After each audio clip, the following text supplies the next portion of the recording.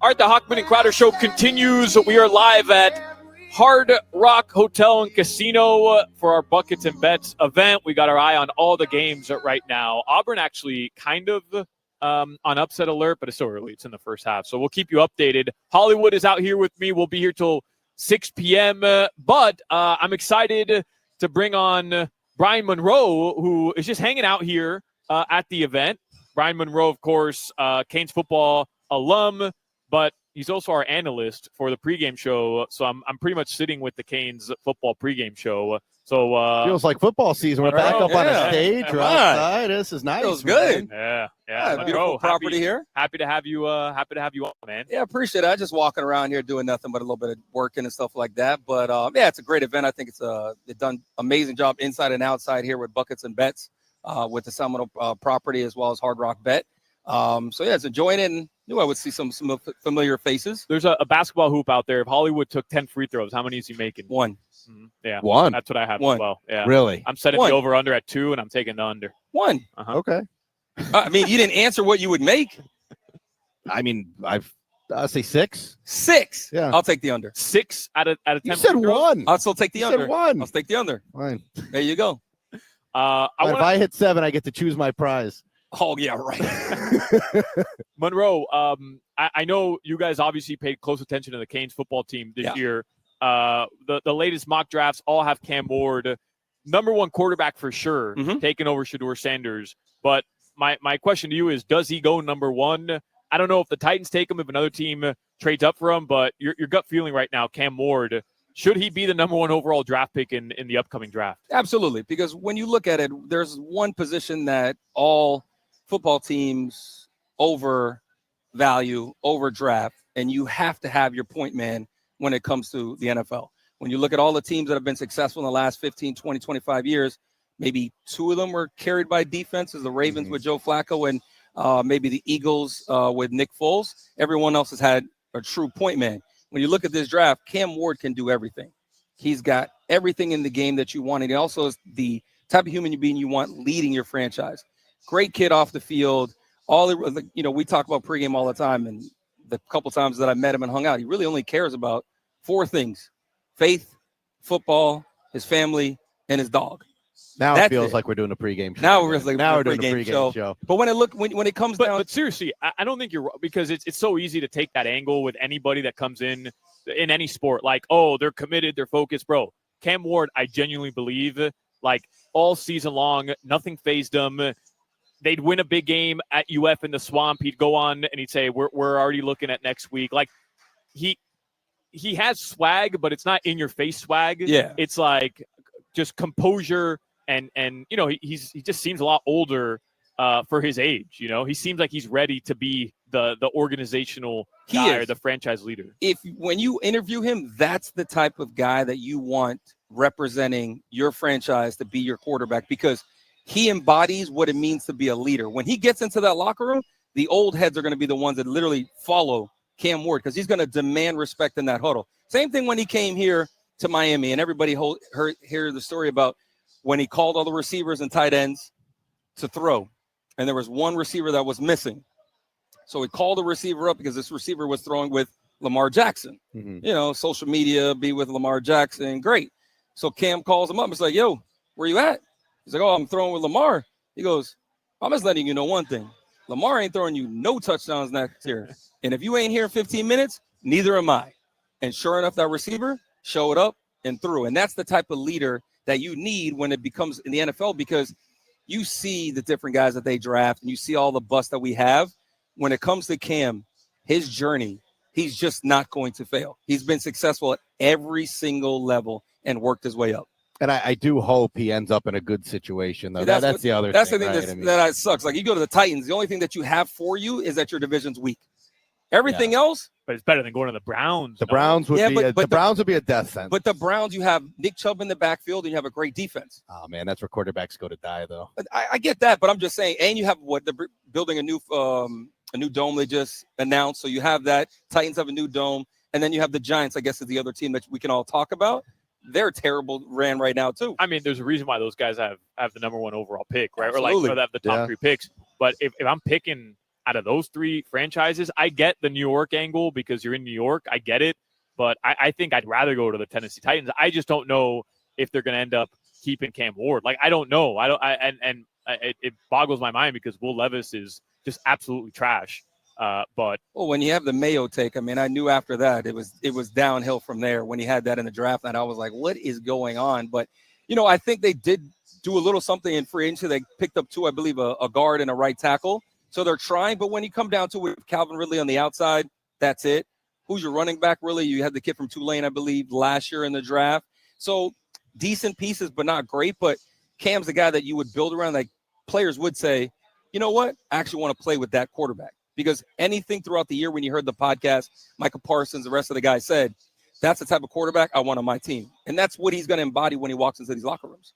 How amazing is that for the University of Miami, though, it's like a proof of concept thing almost, all right? Like, you bring a guy in, he's not a top pick.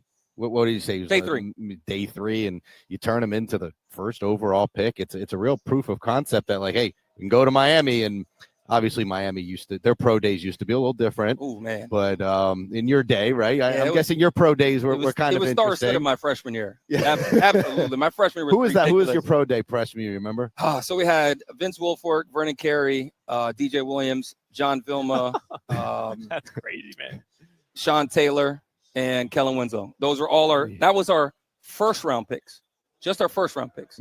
So you could see, I think we had 7 head coaches or 8 head coaches, 5 GMs at just that pro day. Wow. So, times have changed, but this pro day on Monday will be star-studded.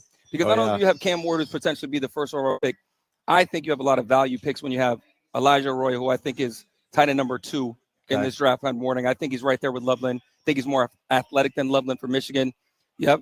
Xavier Restrepo, who is going to be a great number 3 for any team that he goes to. Where do you think he goes? I mean, if Bill Belichick was still here, he'd definitely be with the Patriots. But I can see him going to the Seahawks, learning behind Cooper Kupp. You can see him still going to the Patriots as well, too, right? Because is that what he translates into, a Cooper Kupp type? Yeah, he's your the guy that you can just trust. He just gets open. He's not going to run the fastest 40. No. But when it comes down to game speed and being a quarterback's best friend, that's X. And then work ethic. He's going to outwork everybody in that wide receiver room that he goes to. I know a lot of people are just going to compare him to Braxton Berrios because they both played at the U. Different players. But they're different players. But who's the better overall receiver? It is X, right? So and it's not diminishing Braxton. Look, Braxton has made himself a really great NFL career. But Brax is more of a special teamer in the league. Correct. Which I think X is has going to be a hands great number 3. Yes. Receiver, right? He's just going to be a guy that it's third down. He might not get me 15 after the catch, but he's going to get the catch and make the first down. I think I saw a lot of people compare him to Amon St. Brown coming out of USC because Amon's kind of the same thing. He's not. Amon St. Brown is a dog. He's a dog. Yeah, but he's when you watch X is a dog, right?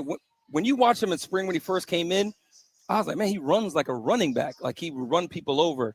He's not the fastest and shiftiest dude, but guess what? I don't need you to be. Yeah. I just need you to get open and catch the ball because he's mostly going to go against safeties, outside backers, and nickels. So it's not like he's going against the 1 and 2 corners.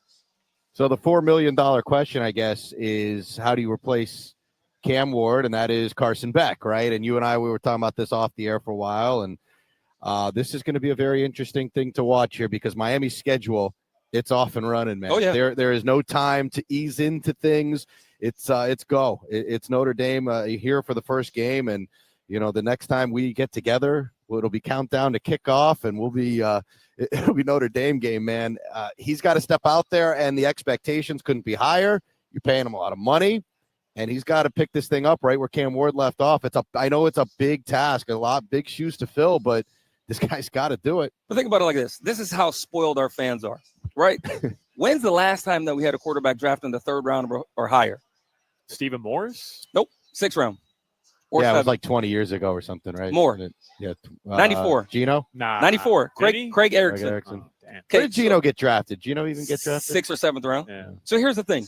We go from not having a quarterback. Sorry, Gino. We go from not having a quarterback prospect drafted in the 3rd round to now being spoiled with Cam Moore. Now we expect Carson Beck, who was rated the #1 transfer portal quarterback, and project to be a second-round pick, and now it's like, oh, he's not Cam Ward. No one's going to be Cam Ward. There's no quarterback in college football this year that's going to be Cam Ward. I don't care who it is. Love the kid that went from Washington State to Oklahoma. He's not Cam Ward. Archie Manning's not Cam Ward. Who's the number one quarterback coming back? ASU, Levitt, Klubnik? They're not Cam Ward. So our expectation's not going to be Cam Ward. Our expectation is Coach Cristobal, how's the offensive line? How's the run game? How's the defense? You elevate everything around it so Carson Beck doesn't have to be Cam Ward. Carson Beck can be Carson Beck. Carson Beck last year, bad year for Georgia standards, threw for 3,600 yards. Do you know what that puts him at University of Miami in the last 20 years? Top two. Number one, Cam Ward. Yeah. So when it comes down to it, all I need you to be is Carson Beck. But that's what they did for Cam Ward. To be fair, I'm not taking away what Cam did. I was going to ask you right now, is he the greatest quarterback in terms of one individual season in history? But that's what the Canes did, right? They go out, they get Damian Martinez, they beef up the offensive line. Like, you finally had the fat guys up front. So in that first game, he's just chilling in the pocket, and you saw it. Like, let's not get it twisted. It wasn't a Cam Ward offense issue. It was a defense issue that kept Cam Ward from playing in the playoff. Syracuse just best again. Is it fair to say he's the best quarterback that U has ever had in terms of an individual season? I understand body of work. Vinny, Gino, they won Heisman's and they played longer at the U, but it's not crazy for me to say Cam's up there. No, because like you just said, body of work, right? In 1 year, Cam Ward got to a Heisman finalist. You imagine if Cam Ward were here for 3 years, what that would look like? I mean, if we had Cam Ward this year coming up. Oh, they'd be the number one team in the country. Yeah. So, or right up there, right? Yeah. You have to be. You have Cam Ward coming back. And you would also got a couple more guys in the transfer portal because Cam Ward's staying there. We didn't get the receivers that we wanted because we didn't have that quarterback yet of Carson Beck. We had Carson Beck kind of similar last year on signing day. We didn't get a receiver that went up north. We don't need to name him, but the reason they won the national championship is because he went up north. The reason he delayed his signing day is because Cam Ward hadn't signed yet. That was the give and take why it waited hours to sign. If you bring in JJ on that team this year, I don't care if there was no defense. We win a national championship because he's just different. So, it's just one of those things where we get spoiled because you have a Cam Ward. But, I mean, listen, he has to go up in the rafters now because it's the season that he had. For sure. As talent-wise, he's absolutely the most talented quarterback that ever came through the U. For sure. And Cristobal has to eat it that he had the most talented quarterback ever at the U. And we didn't make it to the playoff. He didn't make it to the playoff. First ever. So how do you get over that hump then? That's the big question now, right? Is how do you get over that Syracuse and those I don't call them middling ACC teams, but those are the teams that have had your number for forever. How do you get over that hump and finally you got to keep building, get to the conference championship and win the conference championship? You have to keep building, right? Because if you look at the rosters, right, everyone keeps talking about roster. Our roster is not complete and hasn't been complete in years. The reason why the Georgias, the Alabamas, the Clemsons of the world is top to bottom, front to back, the rosters are complete. Our offense last year, elite. Our back end of our defense, trash. So what did they go? 4 corners and safeties in the transfer portal. Do you need another linebacker? Most likely. Another defensive line? Most likely. You got to keep building the roster, and you have to keep stacking talent. Is it difficult in the transfer era and NIL era? Absolutely, because kids will up and leave. But the more you stack, the better you have a chance of not having to have a Cam Ward to win a national championship. Georgia won it with Carson Beck and Spencer. What's his name again? The dude that went to the Rams. Bennett. Bennett. He's not an elite quarterback, but they built a roster that you just can't compete with. I mean, the Eagles won with all of Georgia's defenders. The only thing I remember about that kid is after the season, didn't he get arrested for public intoxication?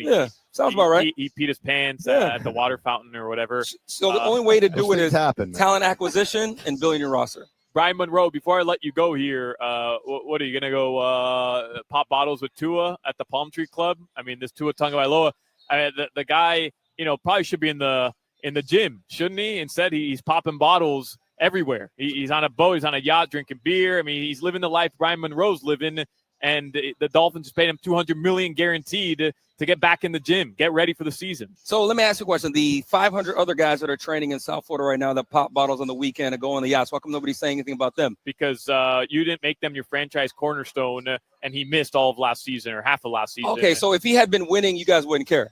Not at all. Absolutely. So that's the reason with fans. Let the man enjoy life. If I grind Monday through Saturday, and on the afternoon I want to go pop a bottle, I can go pop a bottle. That place looks fun, though, too, I will say. It looks Which awesome. one? The Palm Tree Oh, Club. I went there. I went to Yeah, I know you have. Diplo. Yeah, well, Monroe, here's the problem. Me and Tua have the same body. I mean, what the hell's going on there, You ain't bro? got Tua's body. I know you think you go to the gym, but you ain't got Tua's body. Me and Tua. Actually, they both are very injury. injury-prone. So. The injury-prone. Same body fat. Different. Monroe, same body fat. Remember this. We talked about talent acquisition. You gonna blame the quarterback when you can't block a cold? Like, you got no offensive line. Give the man some help. Brian Monroe, thank you for stopping by. Absolutely. Come on out here to Buckets and Bet. It's a great time, great setup. You can talk to the boys, give them a little help. Yeah, and you'll get some stories about all the star-studded Canes roster that Monroe just listed as well. He'll be out here. We did have a little bit. Oh, yeah, and then later on we had intro roll as well. John Beeson, Greg Olson, Brendan Merriweather, just a couple guys, Frank Gore, Devin Hester. I mean, Crazy. It's all right. A little bit of roster. Crazy. Now we're doing 2 hours on Cam Ward every day. Brian Monroe, thanks, Ben. We'll take a break. Hollywood, Solana, Jimmy, Dan Day. We're out here at the Hard Rock Hotel and Casino. It's our Buckets and Bets event. We're watching all the games. We'll take you up until 6 p.m.